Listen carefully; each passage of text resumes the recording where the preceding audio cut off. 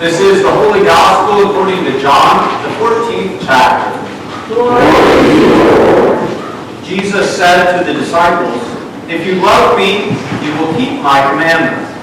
And I will ask the Father, and he will give you another advocate to be with you forever. This is the Spirit of truth, whom the world cannot receive, because it neither sees him nor knows him. You know him, because he abides with you, and he will be in you.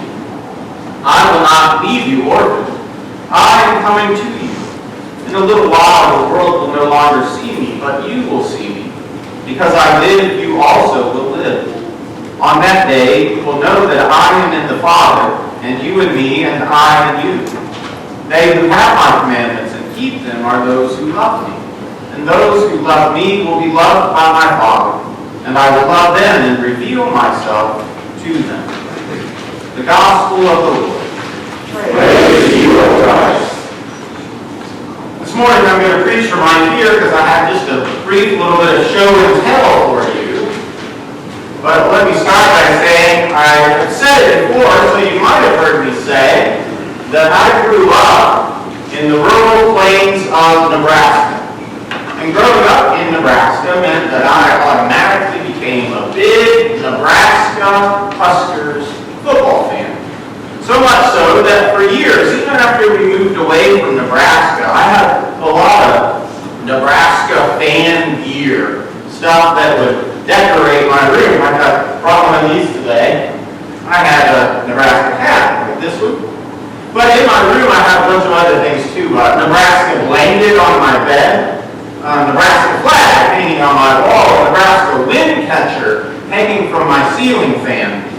I also had Nebraska buttons artfully displayed on my dresser and in the shelf of my room. I had a Nebraska trash can in the corner, a Nebraska pillow, Nebraska mini football, Nebraska sweatshirts, and Nebraska hat. Well, not just one hat. 10 of them, actually. Displayed on the shelf right above my closet. You think I still have all that stuff? Yes. You're not right, I do. Woo! There's my 10 Nebraska hats. Why did I put all of that stuff on display?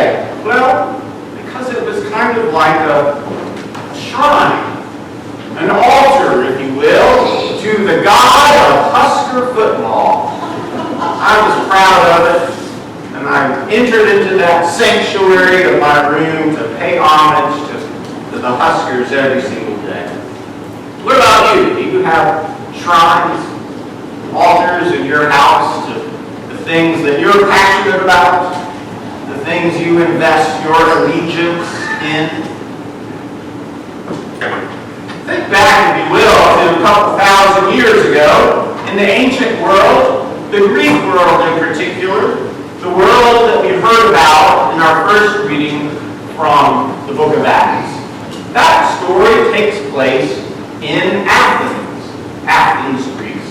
If you remember anything about your Greek mythology, your Greek history, then you know that the Greek people had lots and lots of gods. They had a god for everything. God that they worship for the sun, a god of the sea, even a god of wine, God for everything. But just in case they would miss one of the gods that might be out there, they would even have sometimes an altar to an unknown god, right? Just to cover all the bases, an altar to an unknown god who might be out there that they hadn't learned about, they hadn't heard about yet.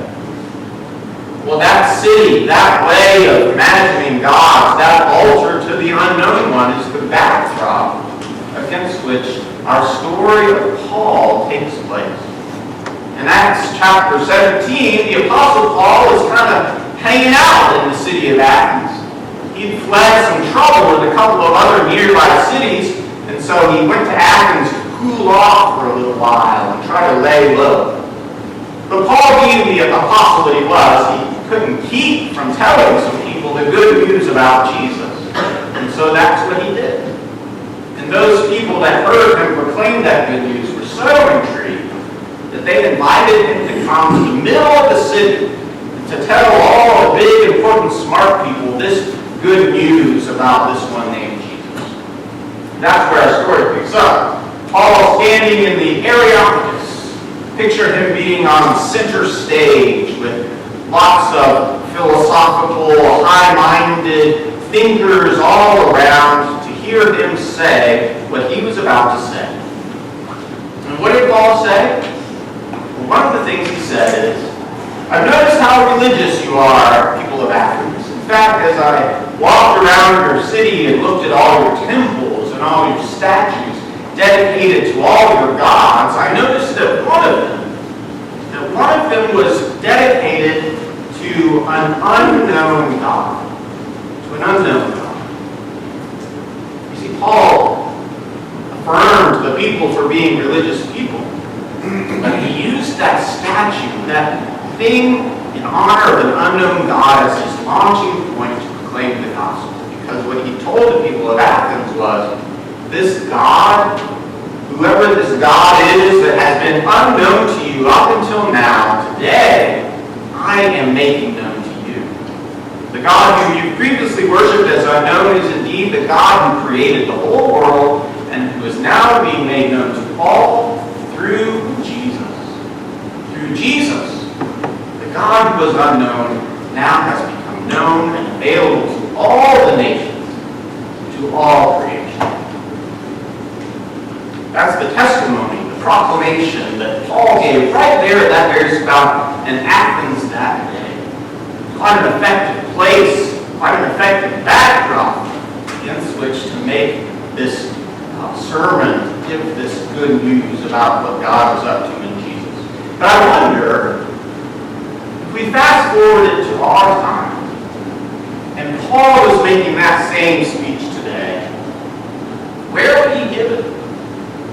What would be the best backdrop for Paul to talk about the folly of following false gods, but the true way that God has been made known in Jesus Christ? Where would be the altars and the shrines that could serve as an effective backdrop for Paul today? Would it be maybe a big football stadium? Or maybe surrounded by luxurious vacation homes? Or maybe even in the halls of government with their marble pillars and important people? Wherever it might be, can you imagine Paul saying in our time, I see that you have built buildings to celebrate the idols of your way of life, the idols of your time. But I want you to know that God has already been building and celebrating his kingdom, which is all around you.